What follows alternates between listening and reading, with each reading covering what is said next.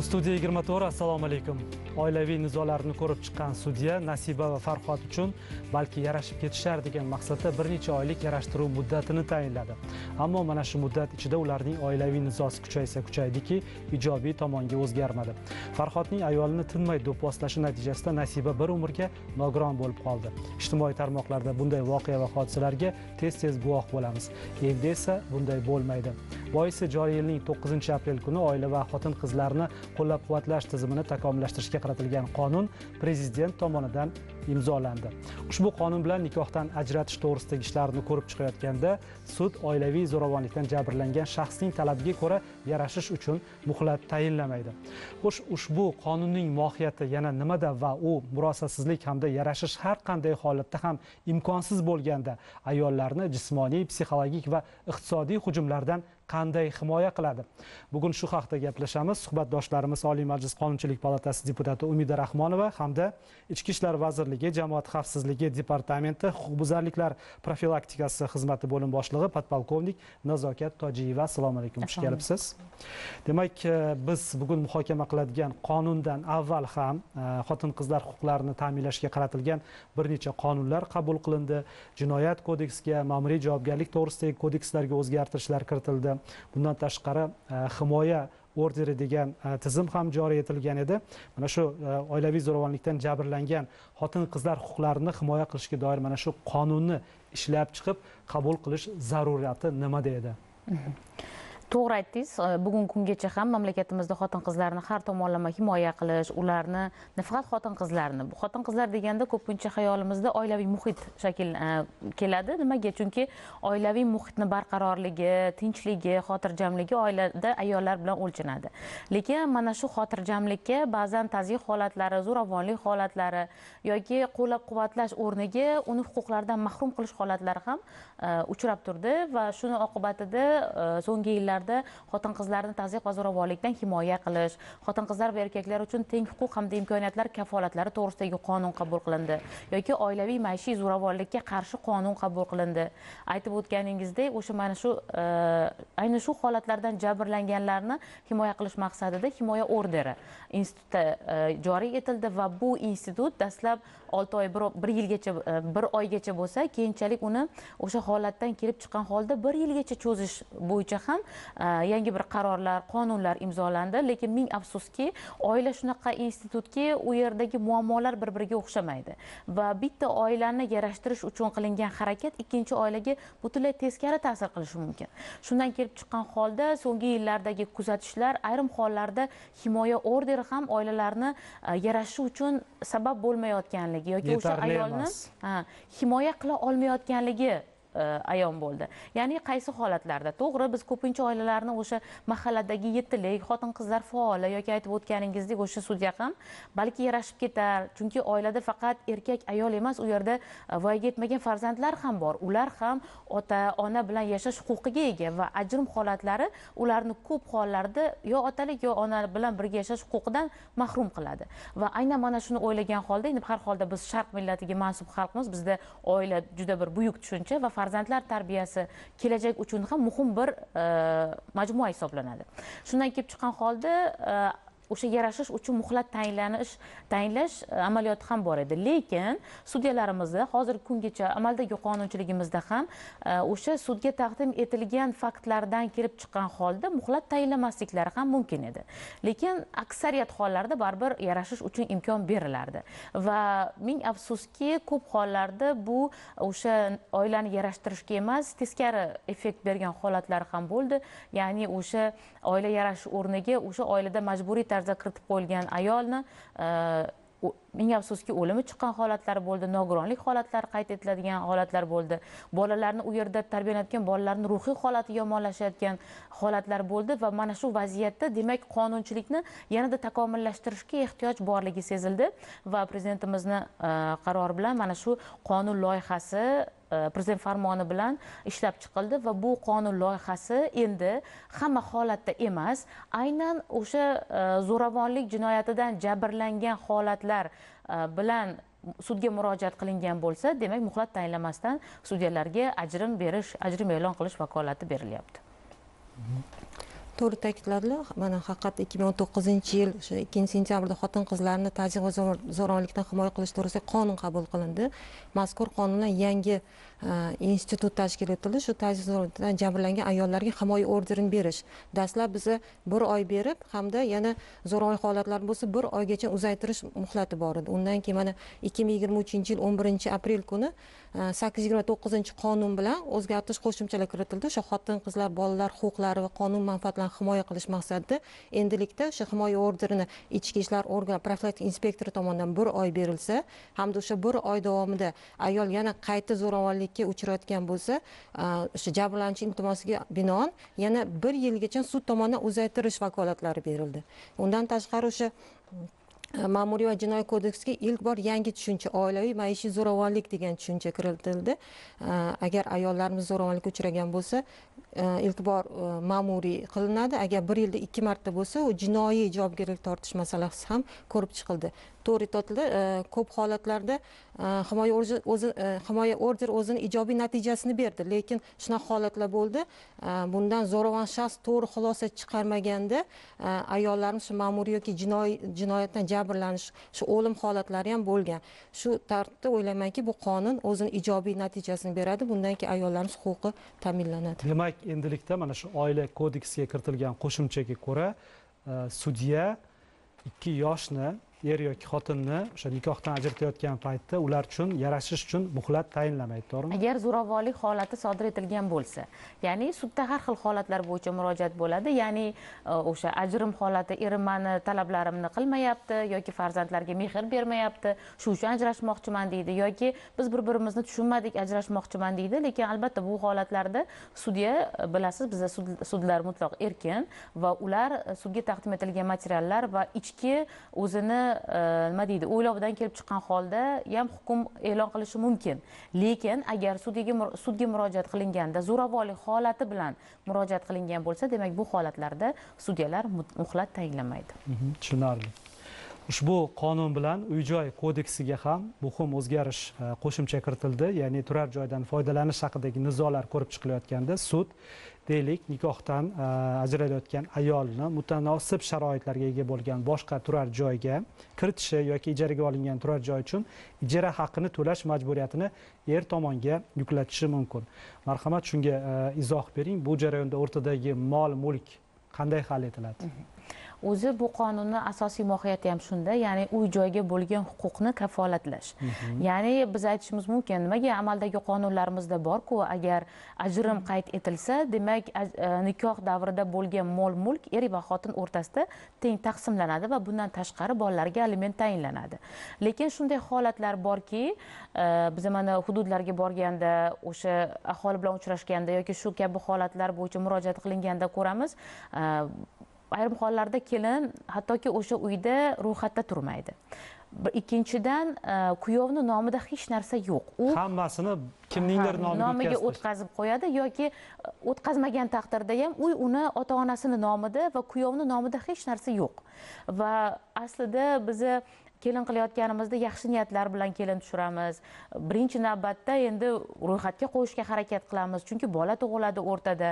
Baribir bu narsalarga birinchi navbatda e'tibor qaratish kerak. Lekin ayrim oilalar, shunaqa oilalar borki, ularni tinglab juda hayron qolasiz. Ertaga ajrim bo'lib qolsa-chi, biz mol-mulkimizga egalik chiqadi. Lekin insoniylik jihatdan olib qarasangiz, agar normal oila bo'lsa, vijdonli oila bo'lsa, to'g'ri tarbiyalangan oila bo'lsa, u sudda ham o'zini muammolarini tinchlik yo'li bilan hal qiladi. Ya'ni hech bir ota aslida sharqda shunday bo'lishi kerak. Farzandiga yoki o'zini bir paytlar o'sha qaramog'ida bo'lgan ayoliga mol-mulkni teng taqsimlashga qo'rqmaydi. Chunki u farzandlari uchun beryapti. Ya'ni uni otaligi qolyapti. U farzandlariga baribir qonun oldida ham, o'sha nima deydi, dinimiz oldida ham baribir mas'uliyati, javobgarligi bor. Va shuni to'g'ri tushunib anglagan oilalarda hech ham muammo bo'lmaydi, lekin tazyiq zo'ravonlikka uchragan oilalarda aslini olganda tarbiyaviy muhit buzuqligidan, huquqlar poymol qilinganligidan bu holatlar yuzaga keladi va bugungacha bo'lgan ko'p holatlarda endi qonunda aynan ayol nazarda tutilmagan, er yoki xotin deyilgan, chunki bizni amaldagi qonunlarimizda ham er va xotin teng huquqli ekanligi belgilangan, konstitutsiyada ham aynan shunday. Lekin shunga qaramasdan ko'p hollarda xotin qizlar bolalar bilan uysiz qolib ketishyapti. Ya'ni ba'zi hollarda kelinning otasi ham yo'q, menga chiqqan qiz-chig'iridan tashqari qo'shnim oldida qanaqa bosh ko'taraman, kerak emas, bor bilganingni qil deydigan holatlarda qancha ijtimoiy tarmoqlarda holatlar bo'lib ketdi. Ya'ni erni uyiga borgan, tazyiq zo'ravonlikka uchragan, ota-onasini uyiga kelgan, ular qabul qilishmagan va o'z joniga qasd qilgan holatlar, o'zini daryoga oqizgan bolalar bilan birgalikda yoki yoqib yuborgan, joniga suiqasd holatlari juda ko'p uchradi va shu holatlarda bilasiz, biz davlatimizda hech bir insonni sha'ni, qadr-qimmati poymol qilishga yo'l qo'yilmaydi va shu yerda davlat hech bir fuqaroni qonuniy huquqlari poymol qilinmasligini kafolatlash maqsadida ushbu normani kirityapti qonun orqali. Ya'ni endi tazyiq va zo'ravonlik natijasida ajrashgan oilalar zo'ravonlik jinoyatidan jabr ko'rgan shaxsning talabiga ko'ra o'sha ajrash huquqiga ega bo'ladi. Ya'ni ko'p hollarda erkak ajrashmayman deyapti-ku, ikkinchi tomon ajrashmayman deyapti, biz ajrimni qayd qila olmaymiz degan vajlar bo'lardi. Lekin endi unday bo'lmaydi, chunki bu holatlarda zo'ravonlik jinoyatidan jabrlangan shaxsning talabi inobatga olinadi. Ya'ni bir tomon talabi bilan ham ajrim e'lon qilinadi. Va ikkinchidan, uy-joyga bo'lgan huquqlarini ta'minlash maqsadida ilgari aytish mumkin, hozir tomoshabinlarimiz ilgari ham majburiy ijro byurosi kiritgan-ku ayollarni uyiga. Nimaga endi bu qonun nimani hal qiladi? To'g'ri, ilgari majburiy ijro byurosi sud hukmiga ko'ra uy-joyga bo'lgan ehtiyojni qoplash maqsadida o'sha uyga, ya'ni zo'ravonlik ko'rsatilgan uyga kiritishga majbur bo'lgan. Chunki qonunchilikda boshqa uy bilan ta'minlansin yoki u yerda yashamasin degan holatlar nazarda tutilmagan. Va aynan zo'ravonlik sodir etilgan uyga majburan kiritish oqibatida u o'sha yuqorida sanab o'tgan jinoyatlarimizni yuzaga kelishiga sabab bo'lgan yoki ayrim holatlarda shunaqa ming afsuski vaziyatlar bo'lganki, majburiy ijro byurosi kiritgandan keyin qaynota, qaynona yoki er hattoki bu efirga aytishga ham bir madaniyatsiz holatda tuyuladi-yu, lekin tovuqxonadan, molxonadan ajratilgan joylar bo'lgan. Maqsad nima? O'z xohishi bilan uydan chiqib ketsin. Ya'ni uyga talab qilmasin degan ma'noda. Va shularni oldini olish maqsadida qonunda aytilyapti, Uy-joy kodeksida, endi agar mana shunday holat yuzaga kelsa, jabrlangan shaxs oldingi yashagan sharoitiga mutanosib bo'lgan uy bilan ta'minlanishi kerak yoki ijaraga berilishi kerak. Va hozir ijtimoiy tarmoqda ko'p holatlarni kuzatyapmiz. Endi ajrashib uylik bo'lar ekanda ayollar degan. Ha, shu savolni bermoqchi edim o'zi. Ajrimlar sonini ortib ketishiga sababchi bo'lib qolmaydimi mana shu holat? Yo'q, bu ajrimlar holatini ortib ketishiga sababchi bo'lmaydi, chunki Qonunchilik palatasida bu qonunni muhokama qilayotganimizda biz ishchi guruh bilan, deputatlar bilan ayni shu moddaga to'g'risi juda ko'p savollar bo'ldi. Ayni shu moddani o'zi taxminan 1 oy ishlandi muhokamalar bilan. Chunki bu yerda vaziyatlar juda chigal, ya'ni erning nomida umuman mol-mulk bo'lmasligi mumkin va u pulim yo'q, sharoitim yo'q degan ro'kashlarni qilishi mumkin yoki siz aytib o'tayotganingizdek ayollar bo'ldi, bitta tarsaki bilan ham ajrashib ketaveraman, uy-joy bilan ta'minlaydi-ku degan qarashlar paydo bo'lishi mumkin, lekin bunday emas. Ya'ni ilgari shu zo'ravonlik jinoyati bo'yicha javobgarlikka tortilgan bo'lishi kerak o'sha shaxs va o'shandagina unga muddatsiz ajrim e'lon qilinadi va uy-joy bilan ta'minlash majburiyat yuklanadi. Lekin bunday holatlarda boshqa ajrimlarchi, ularni huquqi yo'qmi degan savol tug'ilishi mumkin. Yo'q, amaldagi qonunchiligimizda ularning ham huquqlari bor. Ya'ni ular ham talab asosida o'sha mutanosib bo'lgan uy-joy bilan ta'minlanish huquqiga ega. Ya'ni oddiy holatlarda emas, ya'ni u zo'ravonlik jinoyatidan jabr ko'rgan ayollarga nisbatan. Va bu kerakli norma, juda ham ehtiyoji bo'lgan norma, chunki bolalar ayol bilan doimiy ravishda qolar ekan va albatta ular bitta turar joy bilan ta'minlanishi kerak. Va bu yerda mutanosib degan so'zga alohida e'tibor qaratish kerak. Ya'ni men erim bilan ajrashib 3 xonali uy olib olaman yoki dang'illama uchastka olib olaman degan qarashlar butunlay noto'g'ri. Afsuski shunday ayollar ham bor. Bor, afsuski shunday ayollar ham bor va amaliyotda shunaqa holatlar uchradiki, er ayoli bilan uzoq yillardan beri yashamaydi va uni boshqa turmushi bor, u boshqa ayoli bilan yashayapti va suddan keyingi holatlar birinchi ayolini man bularni yashagani qo'ymayman degan ma'noda yo'q, majburan shu uyga kiritib qo'yasan deb ularni oilasiga, yana bitta oilaning ajrimga sabab bo'layotgan holatlar ham paydo bo'layotgandi va aynan shularni oldini olish maqsadida ayol ham tinglanadi, ya'ni o'sha o'zaro kelishuv instituti amalga oshiriladi va erkakning ham talabi, man bu uyda boshqa ayolim bilan yashayapman va tinchligini ta'minlash uchun bu ayolimga boshqa uy joy qilib beraman yoki ijaraga uy joy olib beraman desa, albatta uning talabi qondiriladi.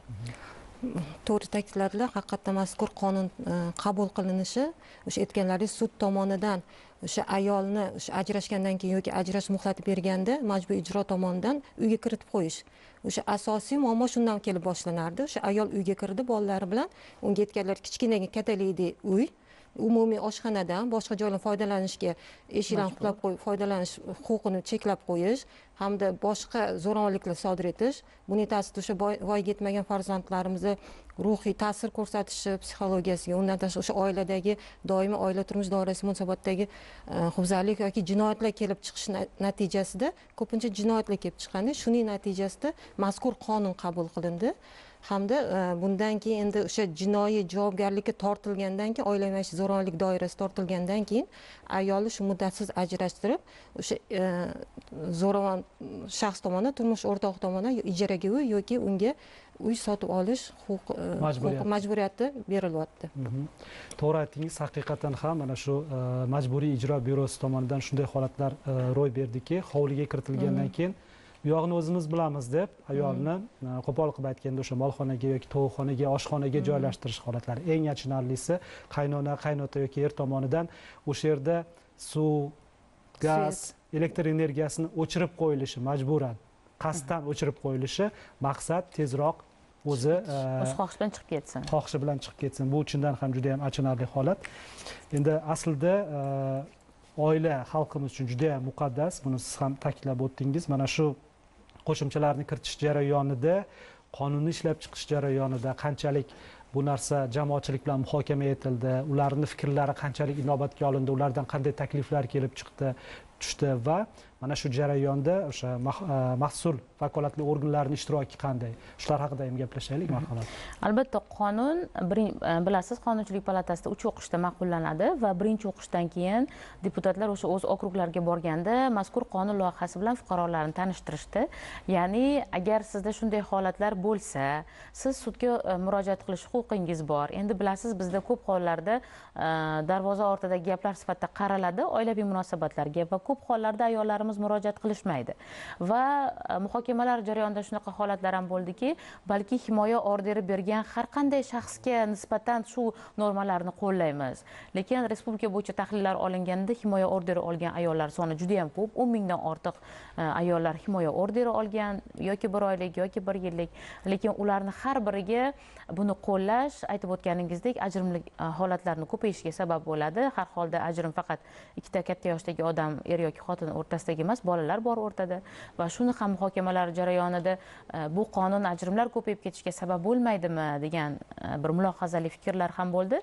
Lekin ajrimlar holati oshib ketmaydi, chunki yuqorida aytib o'tganimizdek, zo'ravonlik jinoyatidan jabrlangan shaxslargagina bu qonun loyihasi qo'llaniladi va bu yerda eng asosiysi o'sha zo'ravonlikka uchragan shaxslarning huquq manfaatlarini himoya qilish. To'g'ri, bizda bu bo'yicha juda ko'plab qonunchilik hujjatlari bor va aytib o'tganimizdek, o'sha bir marta himoya orderi olgandan keyin yarashib ketgan oilalar soni ham juda ham ko'p. Ya'ni kimdir huquqini bilmaydi va to'g'ri xulosa chiqaradi va ayolini urish bu erkaklik huquqi ekanligi deb o'ylaydigan oilalar ham bor. Xotin meniki, xohlasam uraman, xohlasam yashayman deydigan oilalar ham bor.